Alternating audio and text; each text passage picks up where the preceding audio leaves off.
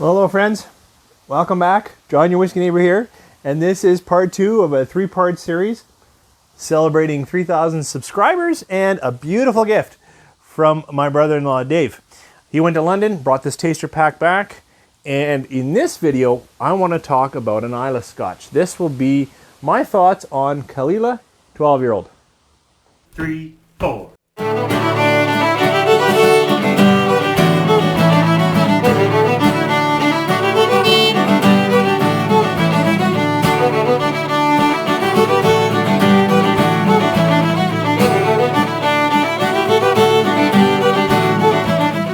Thanks for staying with me. If you're watching all 3 of these, it might be annoying that I'm putting the intro in, but I think each of these classic malts deserve their own time. So I'm trying to take my time, but go through all 3 today. Caol Ila is an Islay Scotch. This is a 12-year-old. It's released at 43%.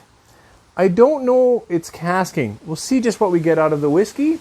I imagine it's mostly ex-bourbon. But if you have insight into how Caol Ila handles and ages their malt, I'd love to hear it.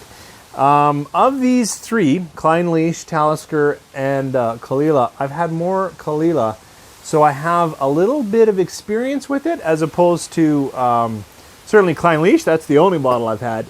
Talisker I've had before. All right, so let's see what we get on the nose of this Islay Scotch. So I've just come from some Highland Scotch. First note I am getting is a decent smoke. This is a, really nice slow smoke. But there's a fair amount of sweetness too. It is, like a high sweetness. What would that be? Definitely some vanilla. A sweeter, almost a sugared sweetness for me right now. But good smoke.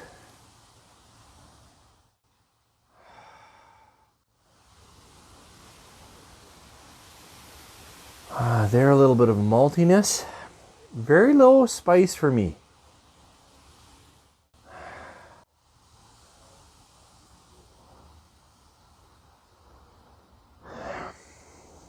If there's a brininess, I'm not getting it right now on the nose.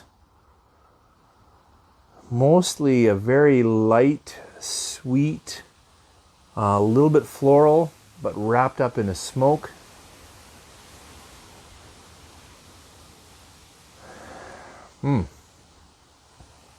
Let's see how it tastes. Slanja.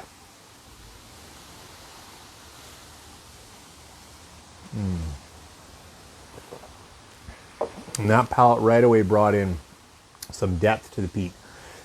This isn't a monster peat, but there's a lot of it here. It's now there's a little brine character, but it's got a nice still breathes into a smoke for me. Caol Ila always to me has a nice smoky quality. Here I'd add some little bit of meaty notes, just a light little bit of barbecue. And that sweetness, now that I've said it out loud, more because I've said it out loud, boy, I might be getting a storm soon, is a sweetness in barbecue sauce, right? So you've got that sweet kind of tomatoey brown sugar that's coming across.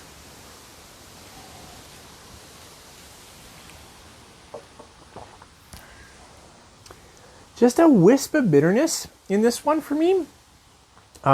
It's not dominating, but it's present. I'm not have to say, but lots of smoke, sweet, light vanilla. Peat comes more in the palate. Finish fades back to almost a little bit of char. That's what I'm left with kind of that ash char. This is substantially peated. I think earlier I gave the impression it's lightly peated. I think this, you would say this is fully peated. It's not quite a monster peat for me, but if you're not a fan of peat, I would not recommend Caol Ila. let's compare it to Lefroy. My thoughts on Caol Ila is I've had some independent bottlings that have changed my world. They've been phenomenal. This is good. This is very good. Comparing it to Caol Ila, I would say it's just not as complicated, but it's a very different Scotch, and I'm glad that it's in this box. It just comes up to 4 stars, where that Caol Ila would be over for sure, like a 4.5. All right, I chose to compare it. I thought I'd compare it with some Lefroy. Now, Lefroy 10, that's what I picked. It's also what I had on my shelf. I think it's 43% as well, so very similar. It's also an Islay Scotch. We'll see how it compares, just quick comparison. So in this comparison, there is less smoke on the nose. Definitely today, out here, more smoke, and now I'm getting a little more brine.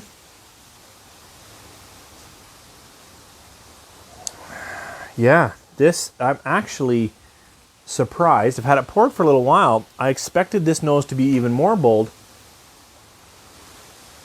I'm getting a little more malt on the nose than I am the others.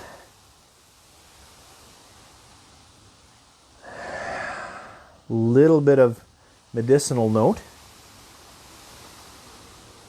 A little bit of that iodine peat.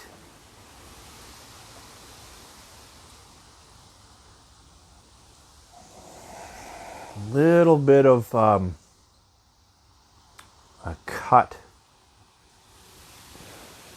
fruit cup. That went away. There's a bit of an earthy peat.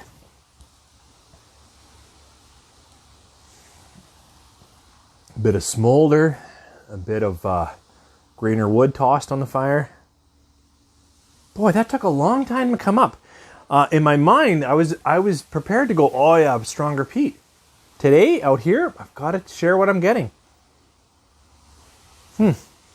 Interesting. Let's see how the taste compares.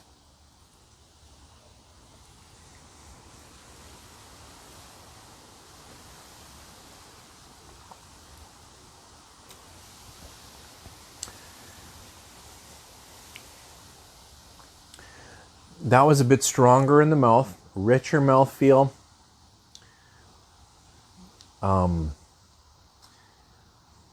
Almost a spicier peat.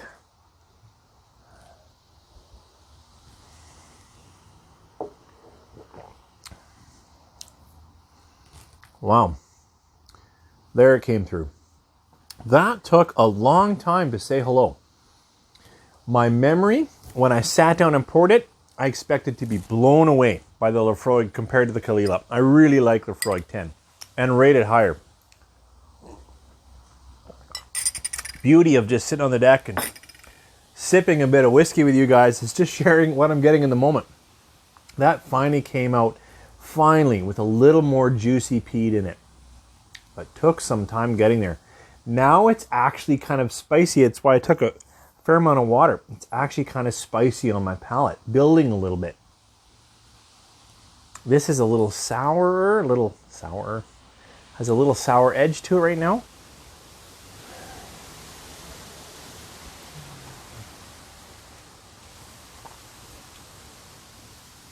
Yeah, now that I've mentioned it, it kind of kept that sour note through it.